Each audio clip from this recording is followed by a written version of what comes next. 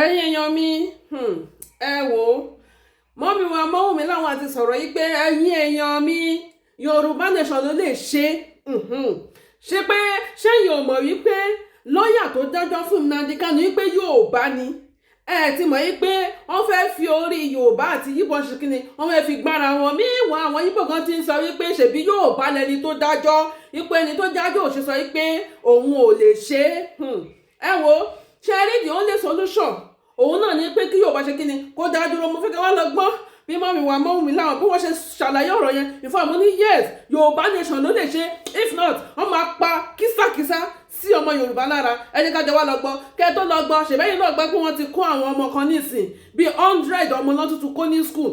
ẹ wo it is well ẹ jẹ́ ká jọ wá lọ gbọ́ ṣẹlẹ́ni dìde ni it is well. Omotosho orúkọ Yorùbá lọmọtọ̀ṣọ́ kò ń ṣe Fúlàní o. Omotosho ọmọ Yorùbá ṣọmọ Yorùbá ògidì ni mi ò rò bẹ́ẹ̀ o. Adájọ́ ni ó fẹ́ dájọ́ ẹjọ́ ẹ̀wọ̀n gbére náà ló dá fún Nnamdi Kanu. Ẹ wá béèrè lọ́wọ́ mi kí ni Nnamdi Kanu kí ló ṣe? Ohun tí mo ń ṣe ní Nnamdi Kanu ṣe o. Ó gbóhùn sókè ó sọ fáwọn èèyàn ẹ jẹ́ ká lọ sílé wa ká kúrò lábẹ́ àwọn amúnisìn. Nígbà táwọn olórí burúkú yìí máa mú o tí Buhari aláya wọn rè kó wá gbé mi ní Amẹ́ríkà. Wọn ò bí èmi ni mo sọ bẹ́ẹ̀ àtọmọ́tọ̀ṣọ́ ni o àti bàbá Tinubu ni o tí wọ́n bá ní extradition policy tó ní kó wá gbé self determination advocate organizer kan jẹ́ kí n rí nínú ìwé tó wà. Nnamdi wá sá nìyẹn ó lọ sí Kano àbígbó ló lọ Kenya ni wọ́n ti jí gbé o. Àwọn kan wọ́n ti ṣe rí pé wọ́n ti bà ojú Nàìjíríà jẹ́ wọ́n ń jíyàn gbé. Ó mì pé the state apparatus in Nigeria criminal ni wọ́n lọ jíyàn gbé illegally. Wọ́n lo extradition policy tó bá ní extradition policy pẹ̀lú Kenya ó yẹ kán ṣe procedurally ni kán follow the due process of extradition. Wọ́n follow ẹ o wọ́n jí Nnamdi gbé ni o wọ́n mì ní pé wọ́n lè jẹ́ anybody gbé tílù yẹn bá polúṣọ ìlú tẹ́lítọ̀ ń wà but wọn bíyà láyà wọn rè mí ni mo sọ bẹ́ẹ̀. Amẹ́ríkà ni mo wà tẹ́ bá ní extradition policy tọ́ni kí wọ́n fi gbé self determination advocate supporter bí èmi báyìí ẹ máa bọ̀.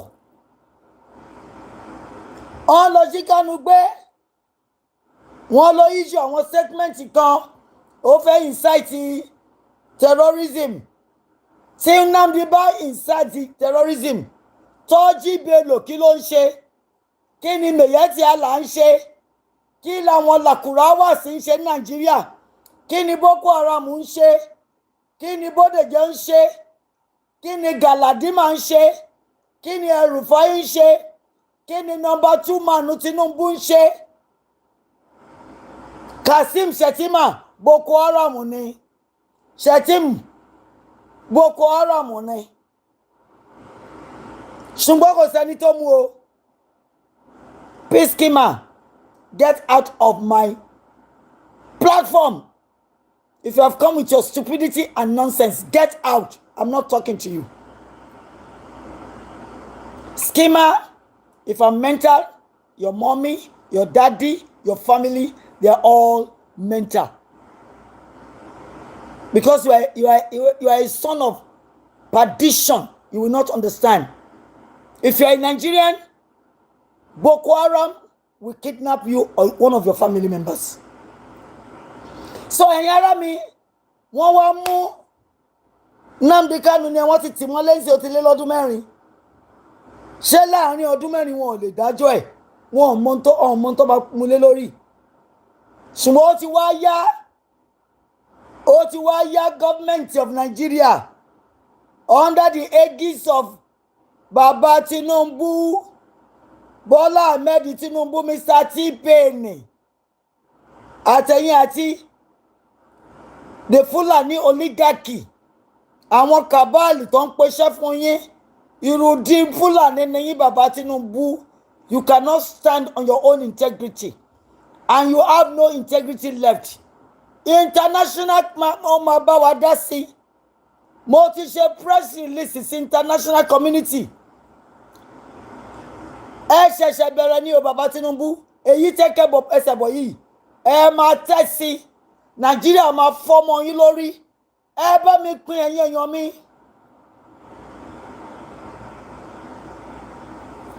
The judgment of Omotosho violates many things.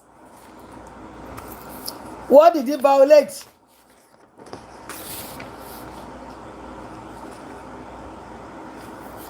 It violates the rights and rendition of Nnamdi Kanu. It ignores that judgment ignores international law. That judgment that Omotosho gave yesterday, it contradicted previous Nigerian court rulings. Tony 37 pé Kanu ṣe nǹkan kan release ẹ̀. Omotosho ṣe wà lóhun fún ní life sentence. Olórí burúkú judge. Oh, legitimate. This judge, endanger the lives of millions of people ni o. Àwọn tá fẹ́ gba òmìnira pẹ̀lú ìrọ̀wọ́ ìrọ̀sẹ̀, ó violate rights wa. And we are about 60 million Yorubas. We are about 60 million. Ìyẹn ni pé a lè gbóhùn sókè. Ká pariwo síta pọ́npá wá Nàìjíríà. Omotosho kò ní bẹ́ńṣọ́ fún ẹ. George Omotosho, ó ti rugi oyin. Ó ti ṣe àwọn alálẹ̀.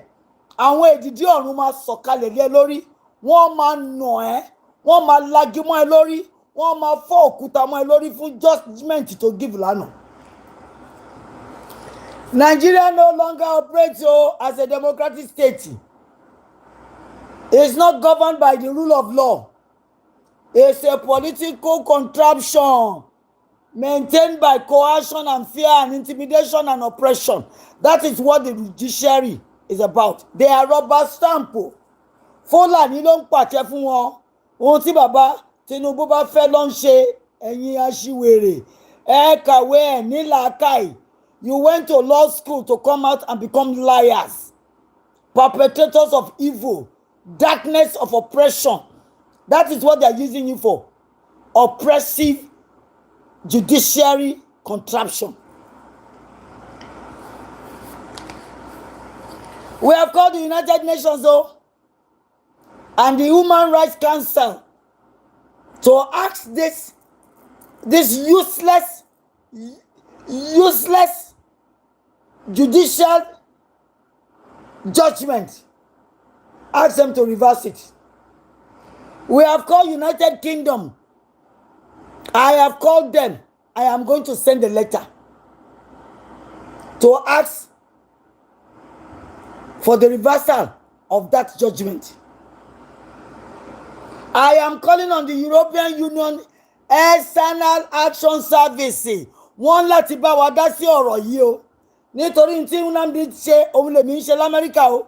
Mo ń pariwo síta pé a fẹ́ pín, a fẹ́ lọ, a fẹ́ wà lọ́wọ́ lábẹ́ àwọn amúnisìn amúnipa.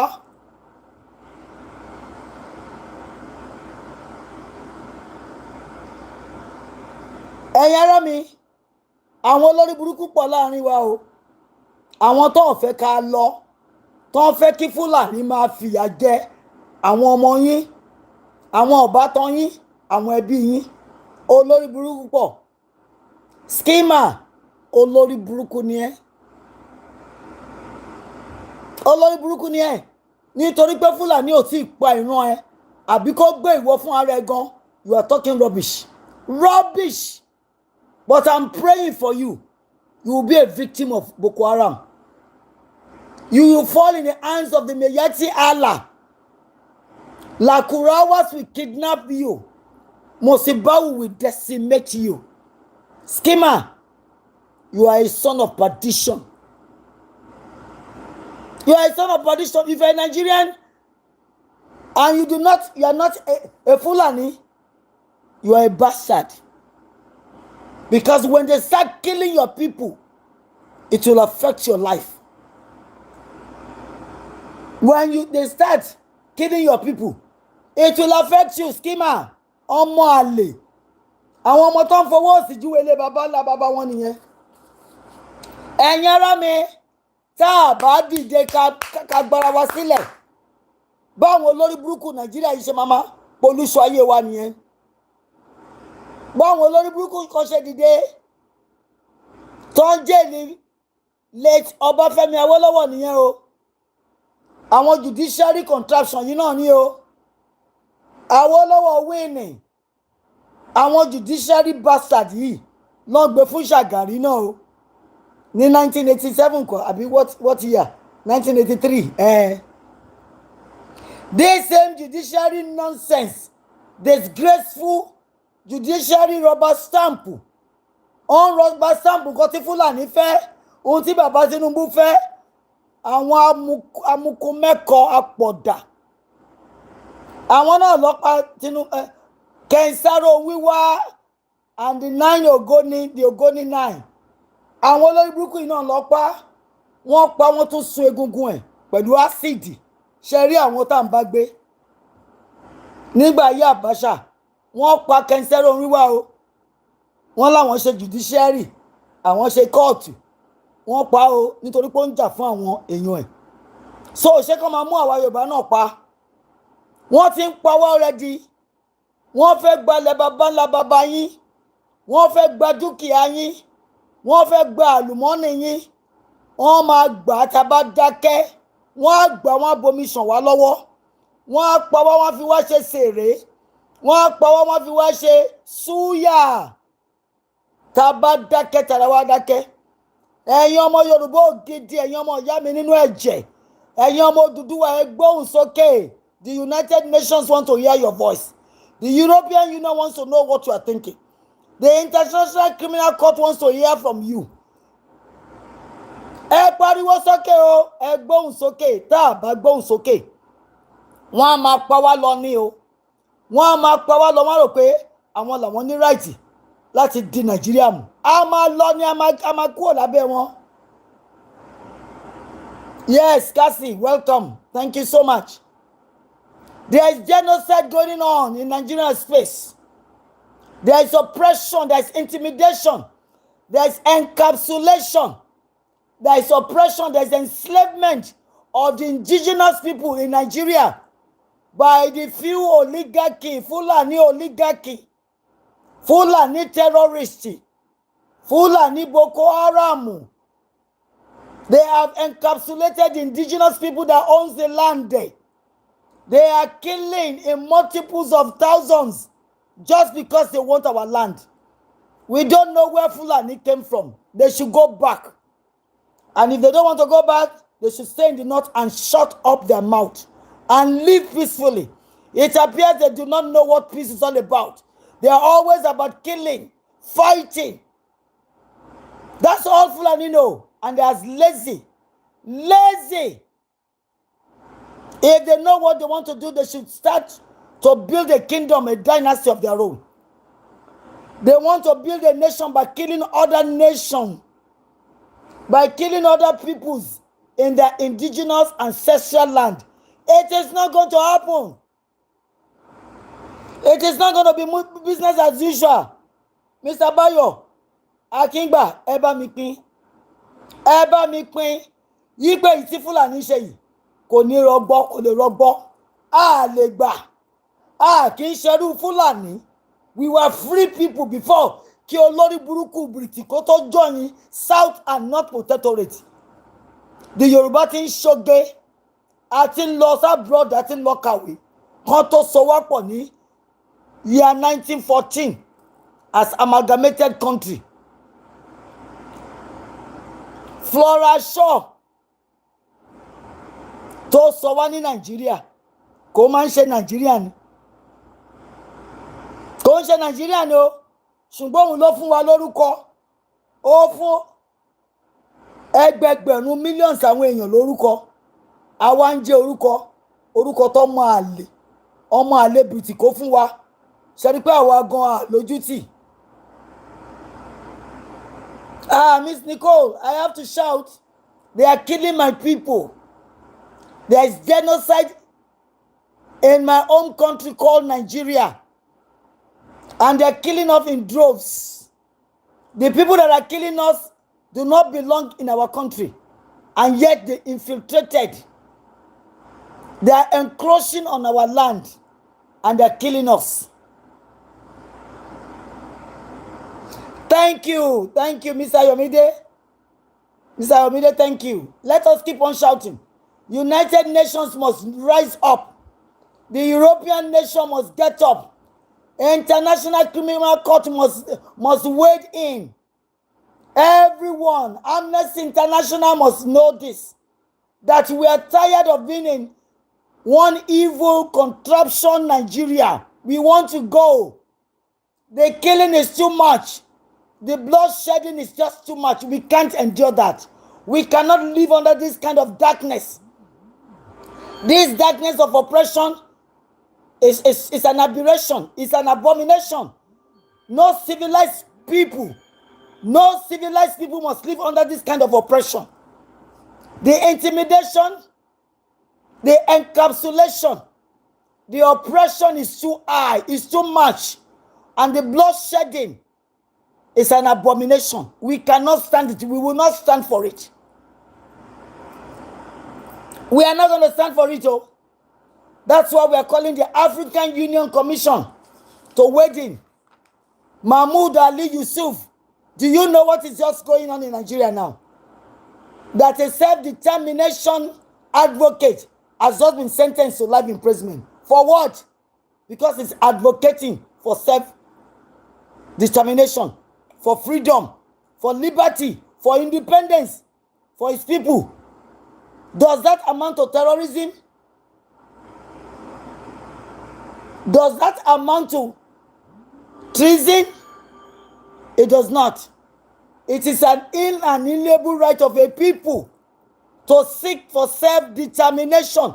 And that is what we Yoruba are asking for. Self-determination to rule ourselves, to determine our destiny, and to plan our future for our children and unborn generations. Yes, the killing is a taboo, but they have not stopped. They have not stopped, though. It's just Isaac. They have not stopped killing us. They have abducted 25 school children, and they said they will not release them. They are asking for 100 million for each child. 100 million. I know the lives of each child is worth more than 30 trillion. But kidnappers are demanding 100 million.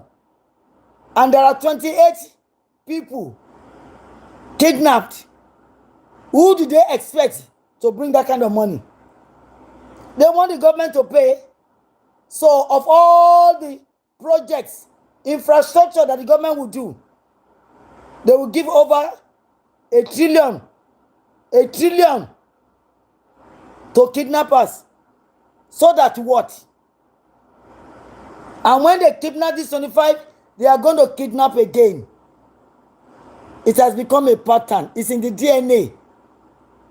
This wickedness, this killing is in the DNA of the Fulanis. They do not know peace. They do not advocate for peace. They do not have peace. If they are not spilling blood, they are not at peace. They have to start killing and killing. Therefore, God has to do something about them. And we have to start talking. If we are not talking, the Fulani will keep killing. They will kill until there is nothing left for them to kill. They are evil. Thank you, Mr. Abraham. They are evil. But when evil goes on, and innocent people do not rise to stop it, evil will win, and evil must not win. We must not allow evil to permeate our lives. We are not going to allow it. So ẹ̀yin èèyàn mi tá a bá dákẹ́ tara wa bá wa dákẹ́ ẹ bẹ̀rẹ̀ sí ní pé International Criminal Court kọ́ dá sí ẹ pé European Union kó bá wa yọjú sí o ẹ pé United Kingdom olórí burúkú wọn àwọn ló so wá pọ̀ pẹ̀lú Fúlàní ẹ pé United Nations Human Rights Council wọ́n láti mójútó nǹkan tó ń ṣẹlẹ̀ wọ́n láti reverse that life sentence tán fún Nnamdi because wọ́n bá ti fún Nnamdi ní life sentence ó mì ní pé anybody wa náà náà lè fún.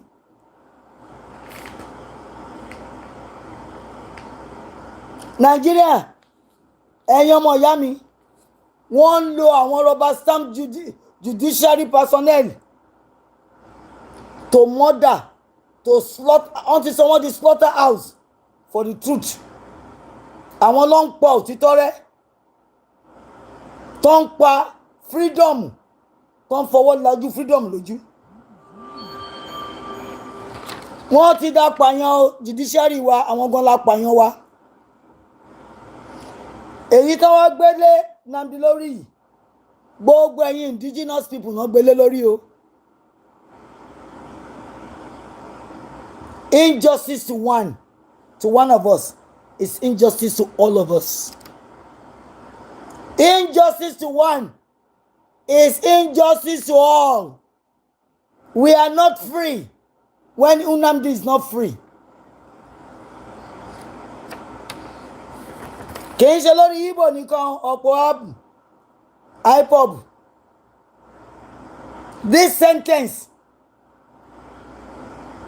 is for all indigenous groups fighting against state-sponsored oppression, against ethnic cleansing, against political persecution, against economic exploitation, against systemic marginalization.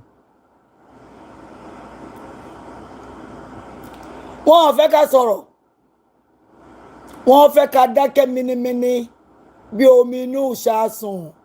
Ká dákẹ́ wọ́rọ́wọ́rọ́ bí inú àmù bọ́tà ní dákẹ́. Because the judiciary that rubber stamps the desire of political power is not a judiciary. It is an extension of tyranny. Tyranny is going on. Omotosho ruling. It ignores international law. It contradicts previous Nigerian ruling. It legitimizes extraordinary rendition. Endanger lives our indigenous Itala fellow. Make it peace. Make it impossible. You don't know why. Somebody make it peace impossible. Make it war inevitable. Nto meaning here.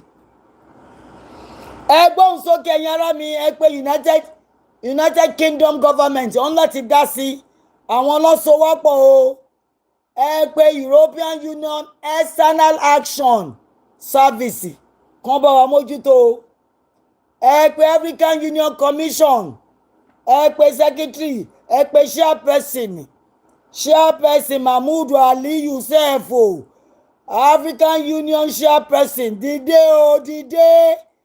Africa ò lẹ́nu ọ̀rọ̀ mọ́ o wọ́n mú wa pa ni ẹ dìde ẹ pé Amnesty International and Human Rights Watch ẹ pé International Criminal Court we condemn this judicial abuse. It's an abuse.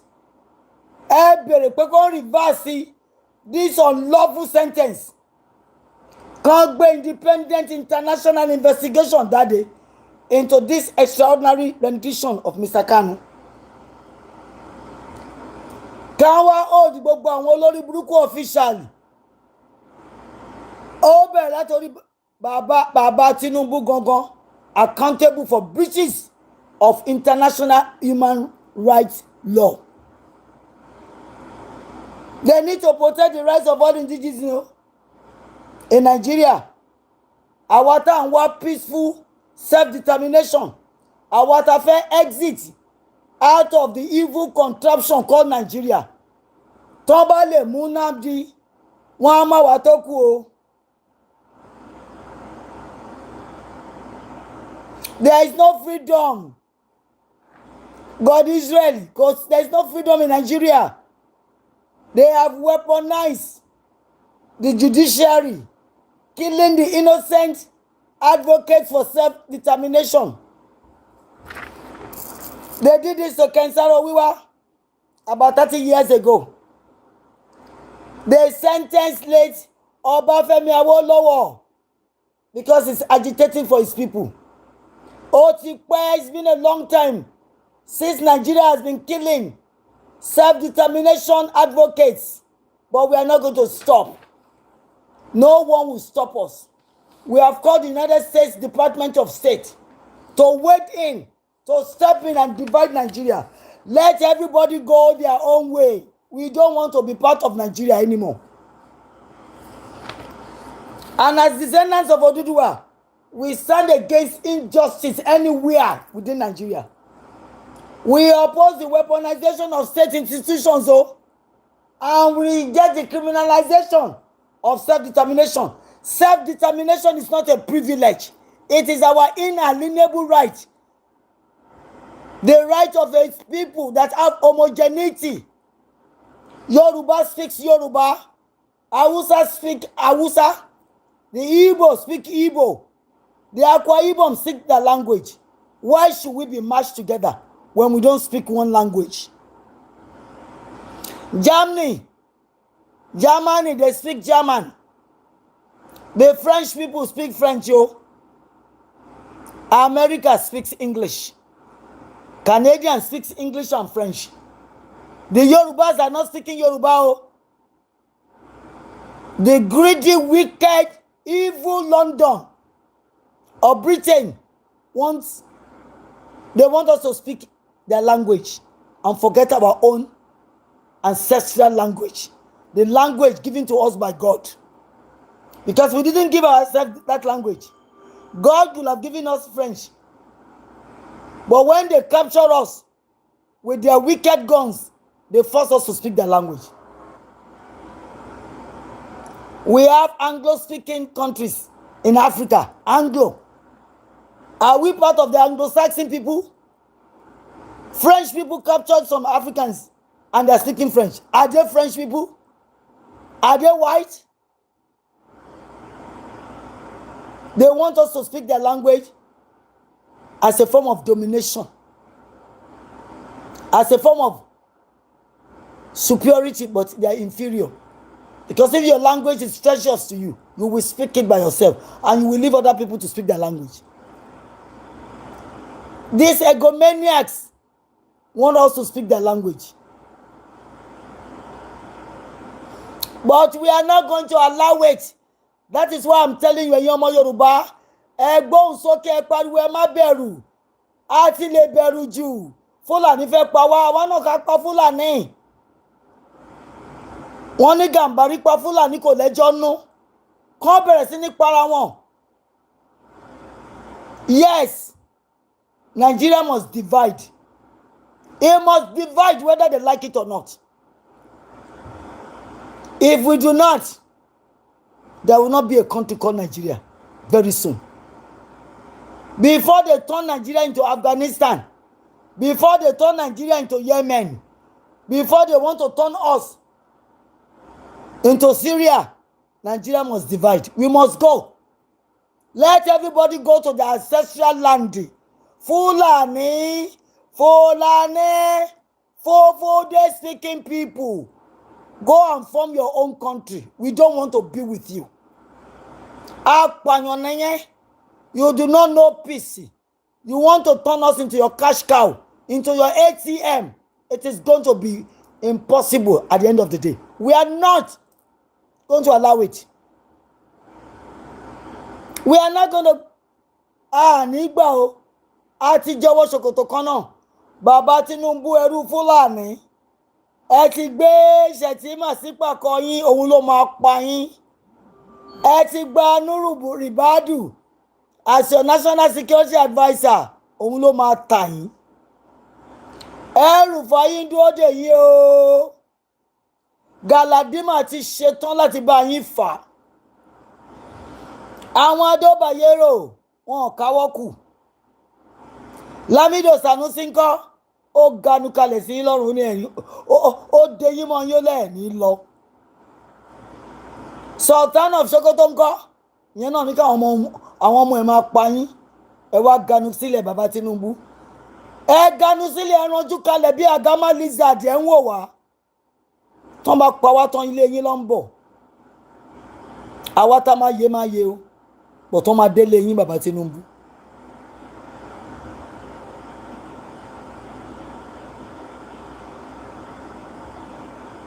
Bẹ́ẹ̀ ni o Mr. Yomide nítorí náà ni mo ṣe ń pariwo ẹ̀yin náà bá mi pariwo.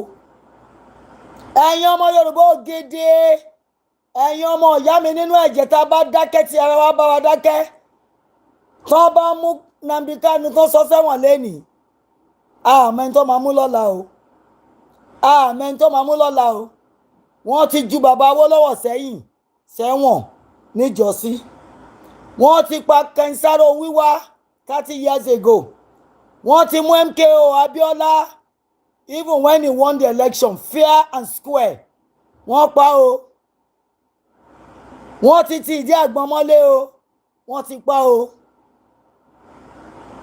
Kẹ́ńsáró wíwá ó ń jà fún ògo ni wọ́n pa pẹ̀lú èèyàn 9 ohun tó fẹ́ ṣe fún Nnamdi nìyẹn o wọ́n fẹ́ pa sẹ́wọ̀n wọ́n ń gun lábẹ́rẹ́ oró ẹ̀yin èèyàn mi ẹ̀dá ẹ má dákẹ́ o ẹ má nítorí pé ó jẹ́ ọmọ Ìgbò tí wọ́n bá lè ṣe fún wa ṣe fún wa wọ́n ti ṣe fún bàbá Ọbáfẹ́mi Awólọ́wọ̀ rí tán ti mẹ́wọ̀n tí wọ́n ti mẹ́wọ̀n ọmọ Plateau Yakubu Gowon ló yọ o ẹ̀wọ̀n náà fẹ́ kó kú sí o ṣùgbọ́n nígbà tó jáde gbogbo àwọn tán dìtẹ̀lé lórí kò bá wọn láyé wọ́n ti kú dànù. Justice Omotosho ẹ wà honourable o you are a dishonourable judge. Justice Omotosho dishonourable man dishonourable ọmọ Yorùbá ọmọ àlè Yorùbá nìyẹn wọ́n ti gbéṣẹ́ lé yín lọ́wọ́ iṣẹ́ tó máa rán yín lọ sí ọ̀run alákejì ẹ bá mi sọ fún wọn pé wọ́n ń lọ sí ọ̀run alákejì tó bá jẹ́ Fúlàní ló gbé lé yín lọ́wọ́ ẹ̀yin àti Fúlàní lè máa jọ kúríkú e tó bá jẹ́ bàbá Tinubu ni ẹ máa jọ yọ̀ ṣubú ni àwọn alálẹ̀ máa yọ̀ yín àti gbogbo ẹ̀yin prosecutors jẹ́jẹ́ ọmọ Yorùbá tẹ́jọ́ ọmọ Yorùbá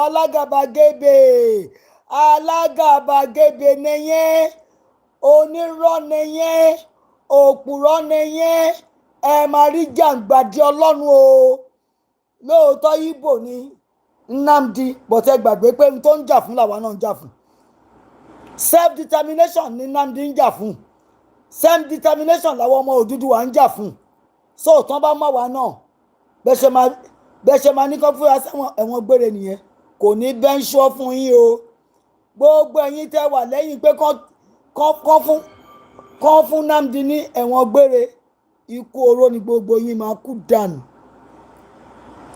ikú ti wọlé tọ̀ yín wá ẹ̀ tí ì mọ nǹkan kan ẹlẹ́ẹ̀ni jẹ́ ká lọ àní gbà láàbọ̀ lọ́wọ́ yín Fúlàní tẹ̀yìn ń gbèsè lẹ́yìn yẹn àwọn ló máa polúṣọ ayé yín àtàwọn ọmọ yín Fúlàní tẹ́ fẹ́ bá ṣe yẹn àwọn ló máa pa yín Fúlàní tẹ́ ní ká jókòó síbẹ̀ kan máa pa wá àwọn ló máa yànnàná ìgbésílẹ̀ ayé yín ẹ̀yin gan ò lè rí bá ti ṣe ẹ̀yin gan ò lè lálàáfíà ẹ̀yin gan ò lè rọ́nà gbégbá àfi tẹ́ bá jẹ́ ká lọ tá a bá lọ ẹ̀yin gan ò ní nísinmi ewé ojú omi ò kí ń nísinmi ẹ̀ ní nísinmi bẹ́ẹ̀ ni o Isaac Akina Isaac the God has divided us that is why he gave us our different languages that is why the Yoruba speak Yoruba the Hausa speaks Hausa the Igbo the Biafrans they speak Igbo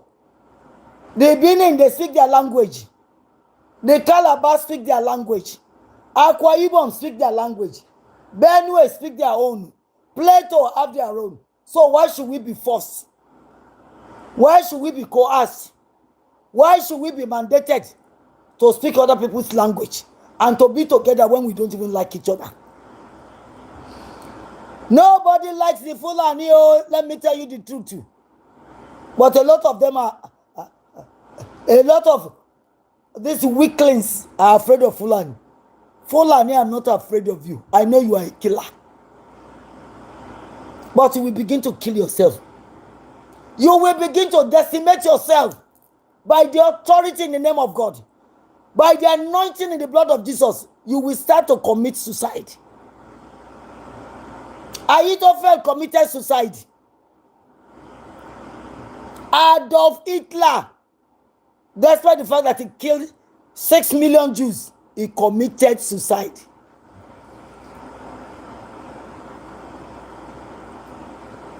What happened to Pharaoh?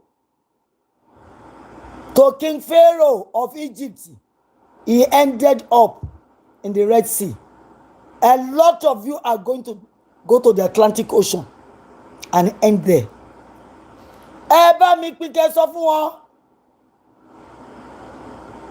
Yes. Thank you, Mrs.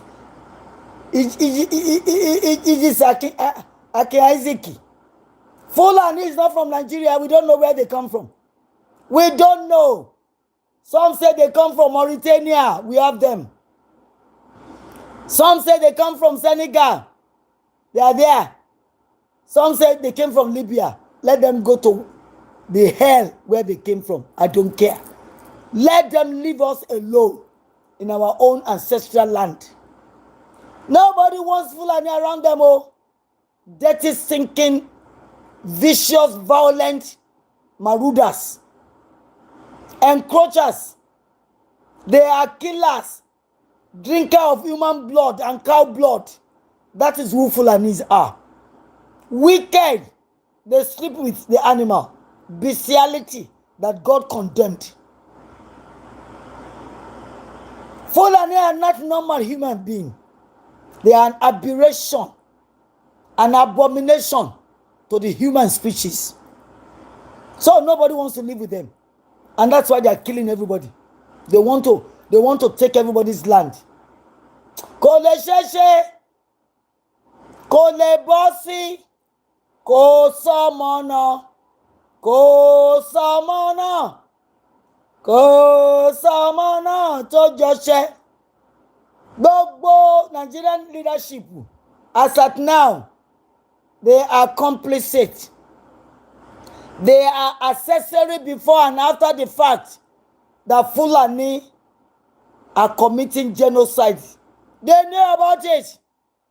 El Rufai, former governor of Kano or Kaduna, said President Tinubu. El Rufai said you knew about it. Oh, ọmọ àlè yín ẹ̀ ń pa àwọn èèyàn yín. Ìkorò lè máa kú. Bàbá Tinubu. Mi ò mọ bí kú yẹn ṣe máa wá, but ẹ̀ ní farare lọ síbi tẹ́ ń lọ. Hellfire ń dúró dè yín, inú iná lè máa lọ fún gbogbo ohun tẹ́ dáwọ́ ṣe.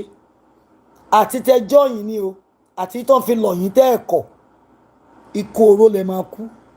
Èmi ni mo sọ bẹ́ẹ̀ pẹ̀lú àṣẹ Elédùmarè. Ọmọ Ọlọ́run náà mi, ó ní kí n sọ̀rọ̀ sáfẹ́fẹ́ káṣẹ́ gùn. Bàbá Tinubu, ẹ̀ ní kú síbi táṣọ yín wà.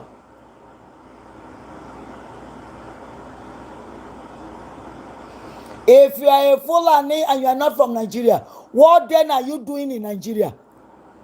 Pack yourself and go to your country. Go and develop your country or go and ruin it, whichever one pleases you. Leave us alone to live our comfortable, our peaceful life in Nigeria. Go back to where you came from. If you are a Fulani on this my program, go.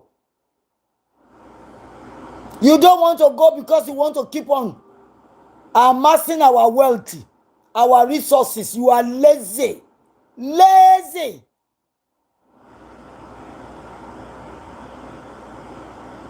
I am a woman. I'm a grandmother. I am a grandmother of wonderful children. I am a woman.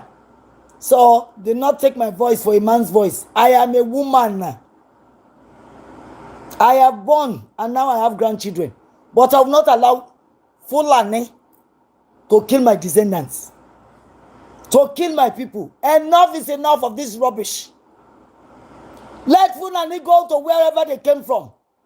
They are a menace, an aberration, a contamination, an abomination to the human species. They don't know what is called humanity. They are inhumane. Their behavior is violent. It's vicious. They have carried out so many egregious activities on our land. Their hegemonic governance is not paying. It's killing us, and we don't want it. We want to live peaceful, joyful, successful, flourishing, thriving on our ancestral given land. Let Fulani go to wherever they come from. Let them go to wherever they come from. Oh. If you are not from Nigeria, then get the hell out of Nigeria.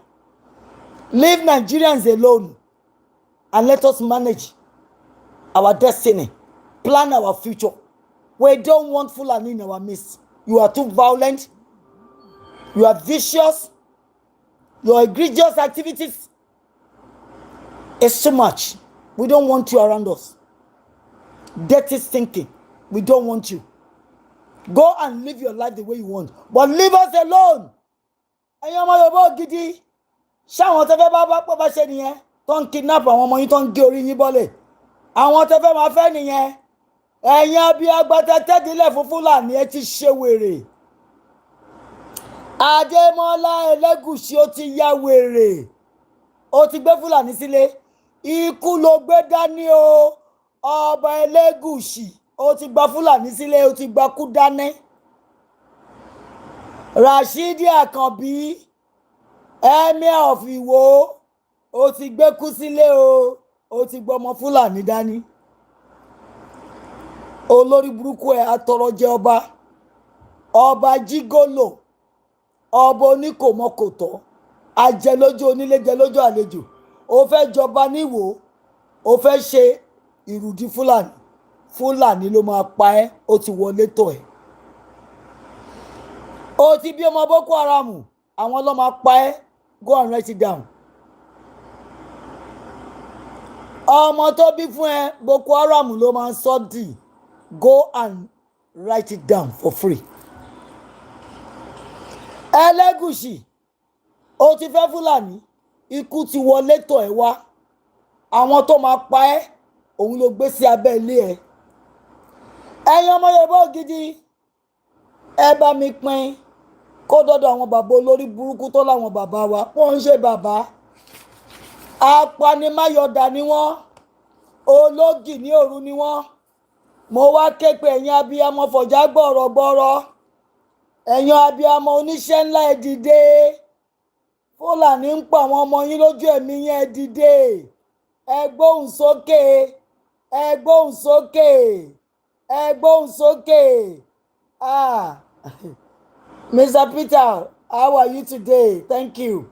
Help me share this message. Help me share it. Fulani has become an aberration, has become an abomination. It's a contamination wherever they go. They contaminate, they kill, they destroy. They kill and destroy. They steal. What does that make them? Satanic people. Fulani are satanic people. They have 3 attributes. Fulani ń jalè. Wọ́n wọlé yín, wọ́n jí yín. Lẹ́rù lówó. Fulani ń dáná sunlé yín, that means destruction. Ilé tẹ́ fi owó ọdún 15 kọ́. Ìjọ kan ni Fulani máa kíná bọ̀ ló máa wo. Àjò bí gúgúrú. Fulani á gbé yín lọ́kọ, á gbé yín láya, á gbé yín lọ́mọ. Wọ́n ṣẹ̀ṣẹ̀ gbé 25 ní èrè. Ní local government kan ní o, school children 25, demanding 100 million naira per each child. They have gone to Ereku local government in Kwara. They killed 3 before they left and kidnapped 28 other people. And you call them peaceful. And when they are killing, what do they say? Allahu Akbar. What does that mean? Allah is the greatest or the merciful. Is that mercy? When you kill other people, are you showing them mercy? Are you being mindful? Are you being thoughtful? When you are slicing other people's neck and you are calling Allah, Allahu Akbar. So, your Allah says, go ahead and kill. It is mercy. Ṣé pé wọ́n ti ya wèrè? Ẹ̀yin ọmọ Mùsùlùmí, ẹ̀yin ọmọ Mùsùlùmí, táwọn Fúlàní brothers yín bá ń pààyàn, wọ́n á máa pe Allahu Akbar. Wọ́n á pe Allahu Akbar. Kí Allahu Akbar yín mìíní? Wọ́n ń pe Allah pé ó ṣé o tó jẹ́ káwọn pa èèyàn sí ẹ lọ́rùn. Ṣé pé lórí burúkú lẹ́yìn náà fẹ́ yà? Ṣé pé lórí burúkú lẹ fẹ́ yà? Ẹ̀ẹ́dẹ̀ mọ ohun tó ń ṣẹlẹ̀ ẹ dákẹ́ ẹ papín jẹ. Ikú oró lẹ́yìn náà máa kú gbogbo ẹ̀yin ọmọ Yorùbá tẹ́ jẹ́ Ìsìlámù tẹ́ ń support àwọn olórí burúkú yìí. Èmi ni mo sọ fún yín, ikú oró lẹ́yìn náà máa kú. Torí ojú yín náà ṣe ń fi ikú oró pa gbogbo àwa tó kù. Àtàwátá jẹ́ màlẹ́ ní o tá a kì í ṣe wèrè bíi tiyín àti kìrìsìtẹ́nì ni àti oníṣẹ̀ǹbáyé ni gbogbo wa ni Fúlàní ń pa. Ṣé kí Fúlàní tó dé kì í ṣe pé ìgbé àlàáfíà là ń gbé? Olórí burúkú yín wá dé, ẹni Mùsùlùmí nìyí. Ṣé ẹ̀yin jẹ́ ìran Saudi Arabia? Saudi Arabia gan ẹwọ bílù wọn ṣe rí, ó tòrò ó tùbà ó tùṣẹ. Ọmọ Saudi Arabia is worth $4 million. Ọmọ kan $4 million. Ní Nàìjíríà worth 100 naira. Fúlàní ń gbé wa pa. Yes, the government is not getting anything. Ìsìlámù ni bàbá Tinubu kò máìndì, ṣùgbọ́n abíagbá tó gbé sílé kìrìsìtẹ́nì ni. Ìyẹn náà sọ̀rọ̀ pé ọkọ mi wọ́n ń pa wá kìrìsìtẹ́nì because wọ́n fi kìrìsìtẹ́nì bójú ni. Olúrẹ̀mí okú ṣe bí àlá ó kì í ṣe kìrìsìtẹ́nì. Tó bá jẹ́ kìrìsìtẹ́nì bó ṣe ń pojúlówó kìrìsìtẹ́nì ó yẹ kó ti sọ fọ́kọ ẹ. Gómìn ń pa gbogbo àwọn fámìlì ẹ tẹjọ jẹ́ kìrìsìtẹ́nì nínú ẹ̀jẹ̀. Ó sọ̀rọ̀ nínú ẹ̀sìn, ó sọ̀rọ̀, ó fẹ́ Yorùbá, ó sọ̀rọ̀, Delta State ló ti wá, ó sọ̀rọ̀. Ikú oró nìwọ náà máa kú. Ikú tó fi ń pa gbogbo àwọn tó kù òun náà máa fi pa ẹ́. Fúlàní máa gbé ẹ even tó bá kú ò nínú ìjọba tẹ́fítẹ́ ń ṣe ìwà àtọkọ ẹ olórí burúkú. Accident máa ṣẹlẹ̀ sí yín. Àwọn èdìdí ọ̀run máa lagi mọ́wọ́ àtọkọ ẹ lórí, wọ́n máa fọ́ yín lórí dànù pẹ̀lú òkúta náà. Ẹ bá mi pín fún wọn òkò tí Ọlọ́run fi pa àwọn Amórítì nínú Joshua chapter 10 verse 10 and 11. The same stone, the same hailstone is still with God. He will throw it on all of these wicked bastards. Ẹ bá mi sọ fún wọn òkò tí Ọlọ́run fi pa Amórítì ó sì wà lọ́dọ̀ ó kù lọ́dọ̀ Ọlọ́run. Ó máa fi fọ́ bàbá Tinubu lórí o, bàbá Fọláṣadé Òjó, bàbá Ṣèyí Odúmẹ́gun Ojúkò allegedly, bàbá Zainab, bàbá mi kí lorúkọ tìyẹn ti ń jẹ́ èyí tó ń ṣe wèrè ní New York, bàbá Àbíbàtì Oyíndàmọ́lá tó ti mu tramadol yó, tó ti mu kòlóòsì yó, ohun tí bàbá ẹ̀ mu kò ló mu. Ẹ ti ya wèrè. Tẹ́ bá lẹ̀ ní gbọ́, àwa gan ò ní gbà o. A ní gbà. Bàbá Tinubu EndSARS kan bí yín, ẹ lọ́wọ́ nú ikú wọn o, ẹ ní iye o. Bad governance ńkọ́? Àwọn tó ń pariwo pé ebi ń pa wọn, kẹtùlù ṣe ń sẹ̀ kẹtùlù ṣe, ejò lẹ fi ń ṣọ́ wọn jẹ, ejò yẹn ló máa pa yín, ó máa ṣán yín jẹ, á ṣán yín jẹ, á ṣán àwọn ọmọ yín jẹ. Ẹ ṣẹ̀ṣẹ̀ bẹ̀rẹ̀ ní tẹ́ bá rò pa máa dákẹ́, ń tó bá wù yín kẹ́ lọ ṣe, ẹ bá Ọlọ́run lẹ́sẹ̀ gbèjì. Ẹ̀yin ọmọ Yorùbá ẹ bá mi pín, ẹ pín sílé kẹ́ pín sóko.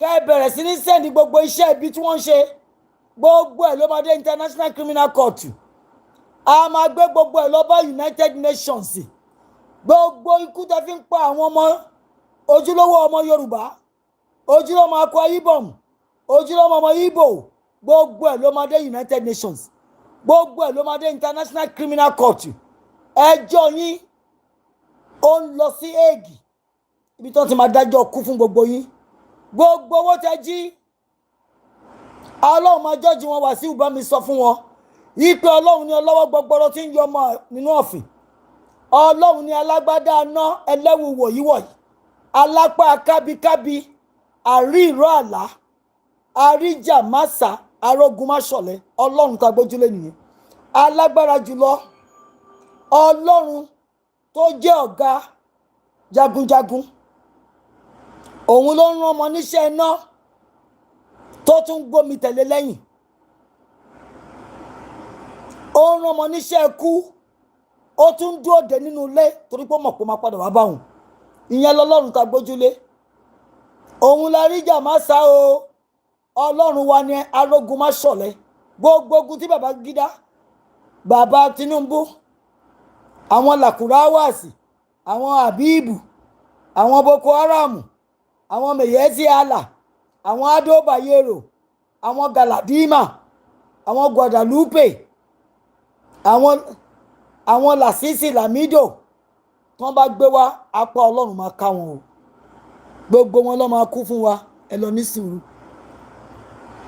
ẹ máa sọ fọ́lọ́run pé kó pa wọn bó ṣe pa àwọn amórítì tó sọ kó lé wọn lórí nínú yàrá wọn tó ń sùn angel Ọlọ́run á la òkúta náà á là mọ́ wọn lórí á jó wọn bí gúgúrú.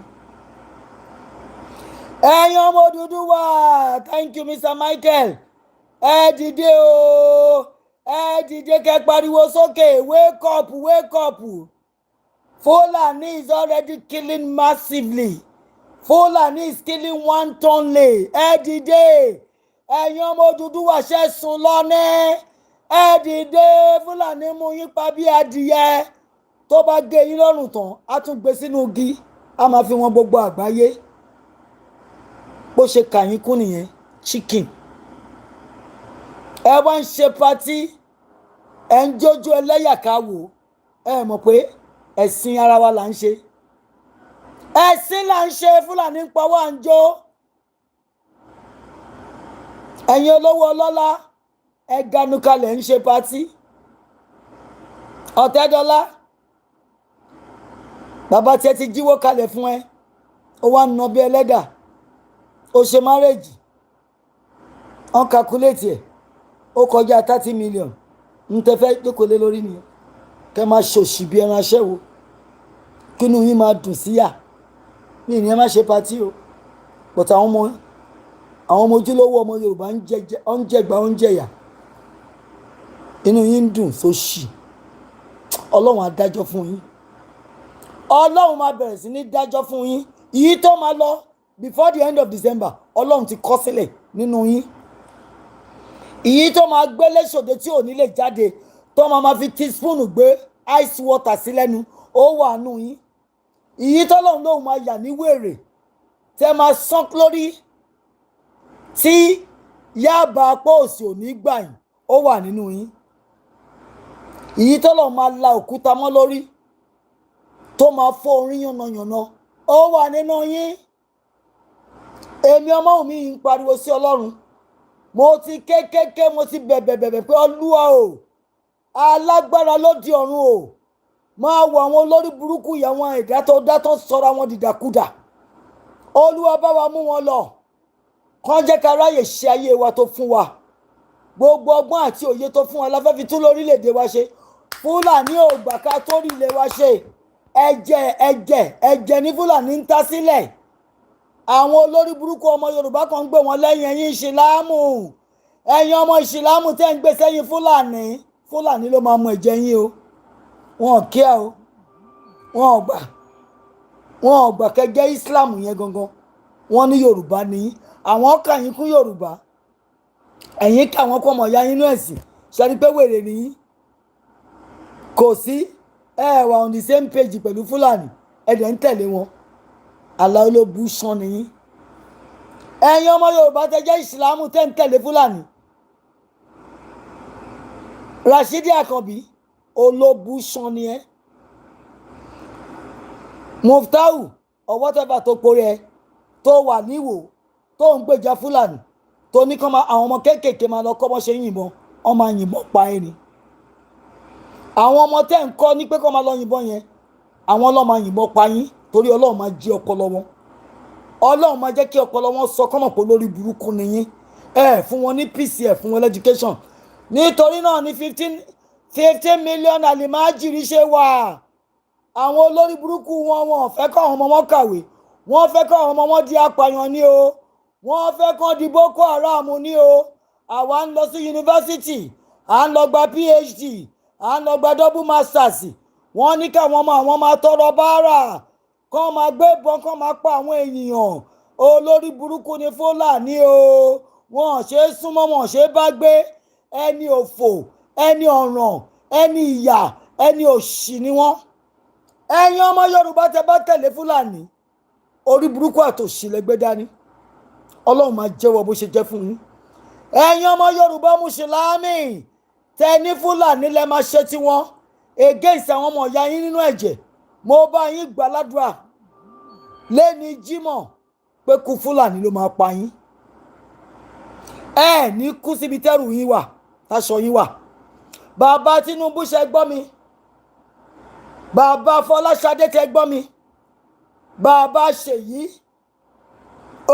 Odúmẹ́gò Ojukwu allegedly ṣe gbọ́ mi gbogbo ẹ̀yin tẹ bá gbà fún Fúlàní kan máa pa wá mo pe Ọlọ́run ọba o mo ní arágbá kábíkábí àrí ìró àlá bàbá mi àríjà má sarógun má ṣọ̀lẹ àrí ìró àlá ẹ̀rù jẹ̀jẹ̀ létí òkun pa ẹkùn ọkọ̀ Fẹ́rò ọlápá kábíkábí mẹ̀rẹ̀ sí ni máa pa gbogbo àwọn ìsìlámù tó ń jẹ́ ọmọ Yorùbá tó ń gbà bọ̀dì fún wa gbogbo àwọn ọmọ ìsìlámù tó ń jẹ́ ọmọ Yorùbá tó ń gbà bọ̀dì fún wa Olúwa pa wọ́n o tọ̀sán-tòru tàárọ̀ kó má bẹ̀rẹ̀ sí ní pa wọ́n torí pé àwọn náà ń pa wá bẹ̀rẹ̀ sí ní bá wa pa wọ́n àwa ò lọ ànídà àlékè 47 ìwọ la ní Ọlọ́run wa ìwọ la ní o mẹ́ta lọ́kan bẹ̀rẹ̀ sí ní pa gbogbo àwọn tó ń pa àwọn ọmọ mùsùlùmí tó ń pa wá bẹ̀rẹ̀ sí ní pa wọ́n gbogbo àwọn ọmọ Yorùbá tó gbè sẹ́yìn Fúlàní Olúwa bá fà wọ́n lọ kó tì wọ́n sínú omi òkun pupa bó ṣe ti Fẹ́rò sínú Red Sea bá wa tì wọ́n sínú Atlantic Ocean àwọn ọmọ olórí burúkú bẹ́ẹ̀ ni brother Àjàwó ẹ bá mi sọ fún wọn wípé gbogbo àwọn tó máa sọ pé àníró mímú àwọn gan onírèmí lò Olúwa máa pa wọ́n fún wa ni wọ́n máa kú fún èmi àti yín ni o káwa lè ṣe oríire tí Ọlọ́run ní ká lọ ṣe. We have all the potential. We have all the attributes. We are determined to succeed. We are determined to thrive. We are determined to flourish. We are determined to succeed. But this Fulani, the vicious, the wicked, the egregious Fulani, they don't want us to succeed. They don't want us to live. And that is why you must keep on shouting. Let the European Union Commission hear you. Let the International Criminal Court hear you. Let United Nations hear that we are crying. We want to leave Nigeria. Continue to cry. To the United States Department of State. We want to go. We want to go. Let them divide Nigeria into 6 or 7 nations. I don't care. Let us just divide. Let everybody go to their ancestral land. Àwọn ọmọ Odùduwà àti ṣetán. We are waking up. United Nations, hear us. Not Atlantic Treaty Organization. Here we come. We don't want to be under the contraption. Under the evil one Nigeria. Wá gbà wá kalẹ̀ o. Ó ti sú wa pẹ̀lú Fúlàní àtàwọn olórí májẹ̀díẹ̀ tó wà láàrin wa tán fẹ́ ká lọ. Bàbá Fẹ́mi Fálànà ẹ̀kọ́ ń pariwo ní ẹ̀fẹ́ lọ wọ́n Nàìjíríà nìyí. Bàbá fẹ́ bàbá lọ́lá ọlá ní pẹ̀kun bàbá Fápòhùndà Délé Fárótìmí o wọ́n Nàìjíríà ní gbogbo yín fẹ́ ìlú tó ti pọ̀. ti rí ohun tí a mú wá fún wa lénìí ẹ bá wa like ẹ bá wa share ẹ bá wa subscribe sí Orí Òjíṣẹ́ TV ẹ bá wa tẹ notification bell sígbà tá a bá tún mú àwọn àkọ̀tun wá fún wa ẹ̀yin lẹ́ ò kọ́kọ́ máa rí títí di ìgbà tá ò tún máa pàdé lórí Òjíṣẹ́ TV ó dàbọ̀.